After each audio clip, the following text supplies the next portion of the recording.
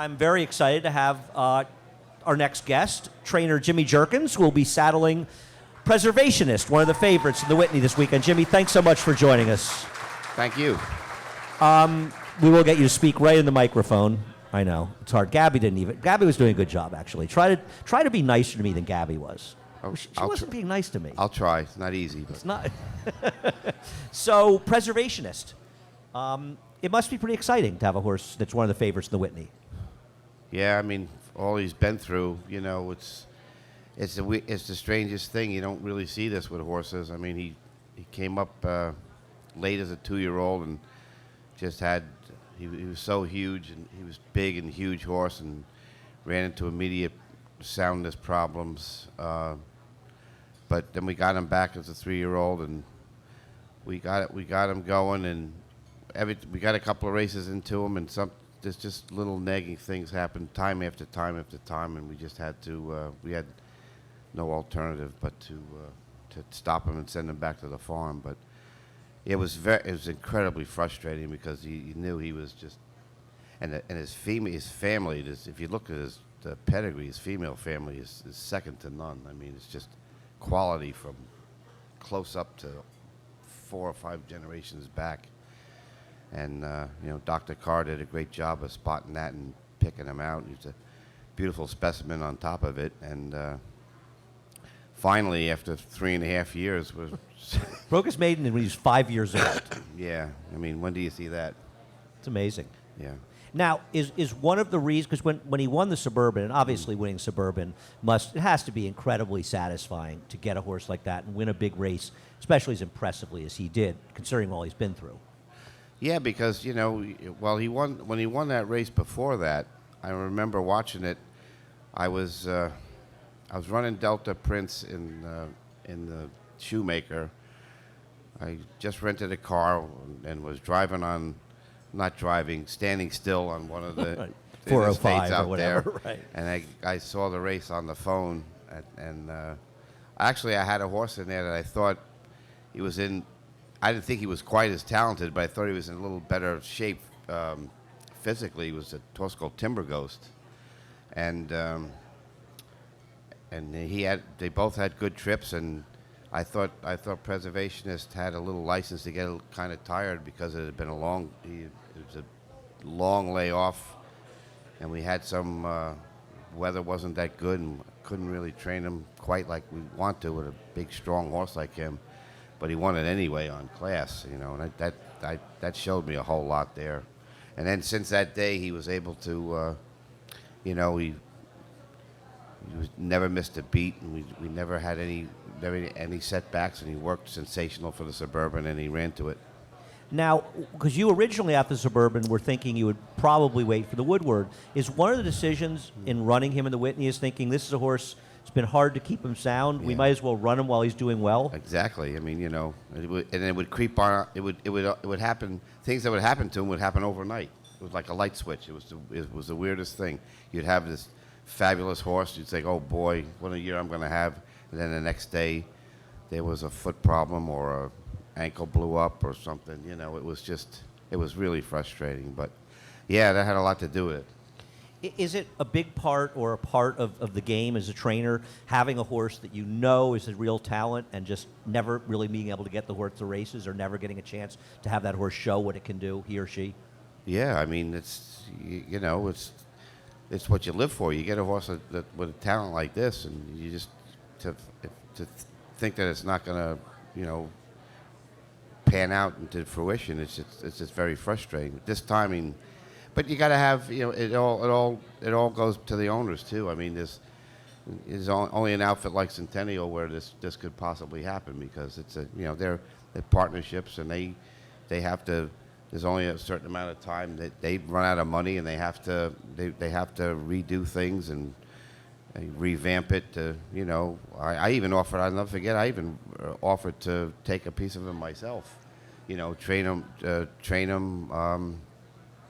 On the cuff, and in return for some earnings, and it was a wise offer. Yeah, but they said nah, that's all right. Fools. Yeah. So, but I'm glad. I'm happy. I'm so thrilled that it happened for not only myself, but Centennial mostly, because that only you never see that anymore to stick to something like that. It's hard, right? I mean, it's hard. Yeah. I'm sure it's frustrating for owners. You think you have a good horse. And Expense is incredible. I mean, Right. to keep horses going and training nowadays, it's everybody knows it. That's been in it. That's for sure.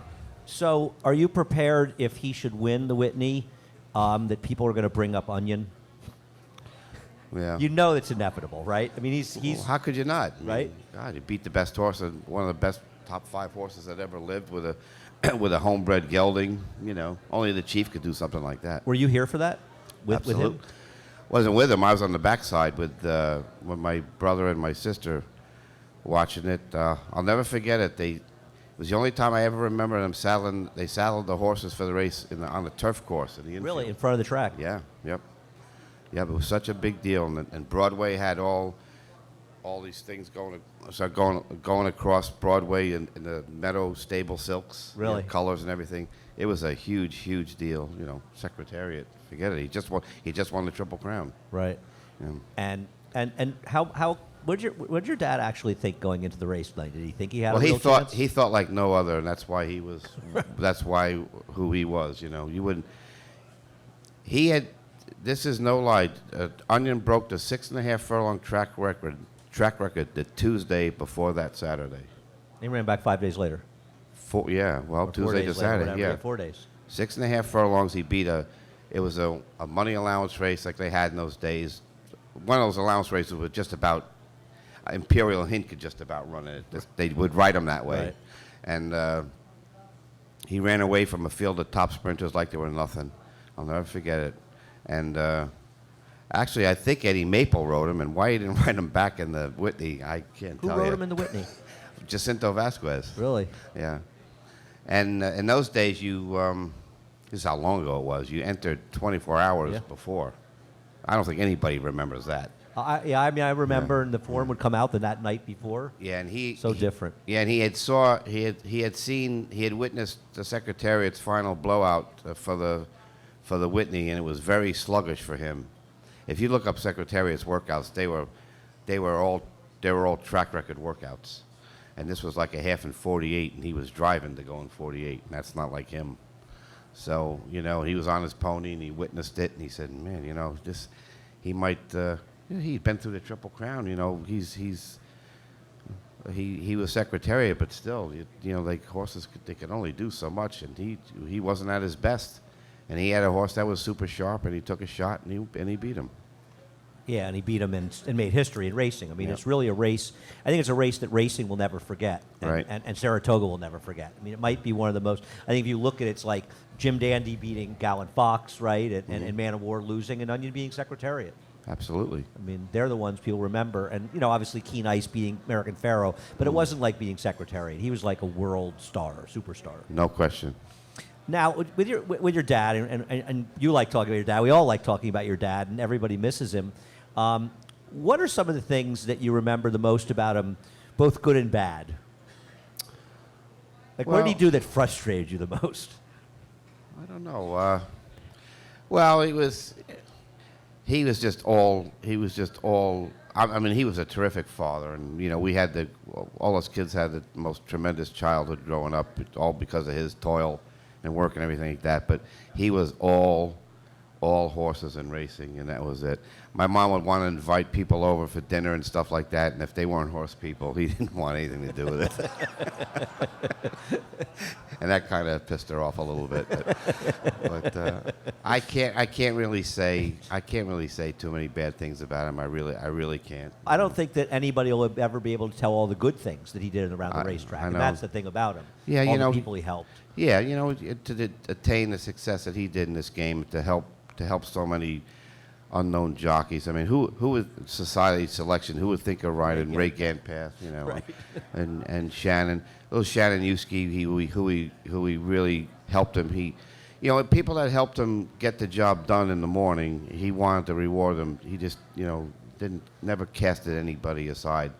He used to let them ride them in the afternoons, and they were good horses. I mean, Shannon Yuski rode a lot of nice horses for my dad, and so did Ray. And Noel Winter rode He won the Put it back. Won the Riva Ridge. Yeah, beat him. Flamethrower from Right, Bob Baffert. Bobby Baffert. You know, Right. there isn't anybody in the world would have ever dreamed of doing that but him. And he was proving a point, and he proved it pretty well. Yes, he did. No, and I think if you've talked to people around the track, people that you really wouldn't know, they would tell stories of him helping them with that one horse, and they would help them. Yeah, they remember. Everybody remembers that. You know, in time, it's good to hear even years later.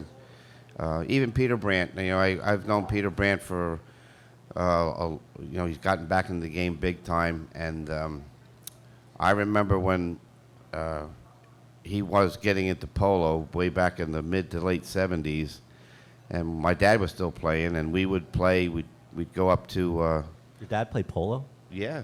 Oh, Really? he was good. He was a defensive player. He had these big ponies, and he'd he'd knock them into the next Got county. any pictures of that we could show on our show? Knock them into the next county. Are you kidding? But anyway, Peter Brandt was looking to get into polo, and we were up there playing in a club called Ox Ridge in Darien, Connecticut. And there's Peter Brandt, and he says, Alan, I'm looking to... And he sold him up.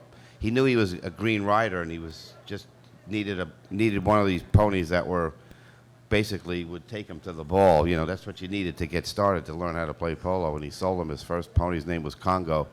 I was talking to Peter about a month ago, and he, you know, Peter, all he's been through in the last 40 years, I mean, forget it. He's just, you know, all the horses he's had and all the other stuff that's happened in between.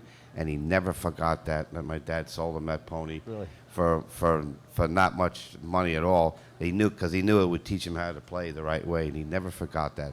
And that really touched me when he told me that last month, and I thought that was pretty cool. Right. I think your father is a great example of somebody who had touched the lives of many, many people at the racetrack, and so many in a positive way, myself included. He was always so nice to me. I really didn't even know him that well, and he was always so encouraging and nice to me, and I think it's represented the way he was with just thousands of people in his life, especially at the racetrack. Sure. Yeah, no, it's a positive. Let's ask about a couple more horses. You have a 2-year-old, Green Light Go. Mm-hmm. How's he doing? Very good. I don't know if anybody saw him. He broke his maiden impressively at Belmont. Are you thinking of waiting for the hopeful, or is there a chance we'll see him next week? No, we're going to run him in the Saratoga Special. Oh, cool. Yeah. Yeah, it's good to see the horse he beat come back and win. So, Yeah. Yeah. He came. Those, you know, I learned to be a big believer in those key races because they really do mean something. Well, there's 2 horses coming out of the race running on Saturday, actually, in an interesting-looking maiden race here. One that ran 3rd for Mark Hennig, and one that ran, I think, 5th for Tom Albertrani. Yeah. I picked them 1 too, for better or worse. Well, we'll see what happens, but he's doing good. I mean, you know, he's a big, strong colt. You know, I'm not really known for getting the 2-year-olds going, but he's a big horse, big hard-spun colt. But his female family, it was Speed, which is oddly enough the mare's by Pleasantly Perfect, who Yeah. you know, like Didn't throw a lot of speedballs. No, that's the last. But I looked it up, and I said, boy, this horse is showing, you know, he's a lot more precocious than I ever thought he has any right to be. And you know, and I put him in, and actually I didn't think he would break as sharp as he did, and I basically wanted to get a race into him before we headed up to Saratoga, and He was good. oddly enough, we went from start to finish. I couldn't believe it, but Well, horses surprise you sometimes, right? I mean, Yeah. you don't think they're going to win. They're just good enough, and they win. yeah, I mean that, and you know Evans, that EP Evans family. Anytime you get it, they got a license to do anything. You know, he was a difficult man to train for, but at the same time, he was super brilliant, and he knew he got a good broodmare band together. And anytime you see those horses with EP Evans mare's background, they got a license to do anything. He had so many good mares. Mark Hennig trained a lot of them, and so many Yeah. good horses. It reminds me of Artie Schiller. When Artie Schiller's debut win Yeah. is one of the most. If you've never seen it, find it on YouTube and watch it. Did you expect him to win first time out? Actually, it's the strangest thing. I liked how he was training on the dirt. You know, well, 2-year-olds, you don't, and you're at Belmont. When do you get to, you know? So I remember going up to the horse ID office to make sure, because I was saying I'm going to enter this horse pretty soon. I want to make sure his papers are in there. So I go in the horse ID office and I pull his papers out, and I forgot about his pedigree, and then his dam was by Majestic Light, and you remember Majestic Light was almost. You know, he was favored in the Travers against Although Honest Pleasure. yeah, but Well, he's a turf horse. right. Well, no, he wasn't. He won the himself. He won the Haskell. He wasn't himself, but all his get were for some reason. And then I said, man, I didn't realize. And then El Prado was turf too. And I went right from the horse ID office into the racing office and looked, and there was a 6 furlong maiden 2-year-old turf race enter that day. And I remember putting him in on the spot, and he ends up winning it. And he was one of Coming the from turns the out to be clouds. one of the best turf horses, in the current time. He is one of the best American turf horses of the last 20, 30 years, maybe even more. He just happened to come along the year of Kitten's Joy. Yeah, and I thought he got really robbed and not to win the Eclipse Award. They gave it to Lowatis Animo anyway when he beat him fair and square in the Breeders' Cup. Breeders' Cup is supposed to be the deciding factor in all these things. They both had almost identical, although they hadn't run against each other all year, they had almost identical earnings and winnings of Grade 1s and Grade 2 races up to that point, and he beat Lowatis Animo fair and square in the Breeders' Cup, and Frankel's horse got it anyway. I felt so bad we felt for everybody, but poor Mr. Enterman, he was beside himself at the party. He just couldn't handle it. He was such a good horse, though, and Yeah. such an exciting horse. Yeah. Jimmy, thanks so much for joining us. Thank you. It was a Appreciate you being pleasure. up here, and good luck Right. this weekend with Preservationists. Thank you. Okay.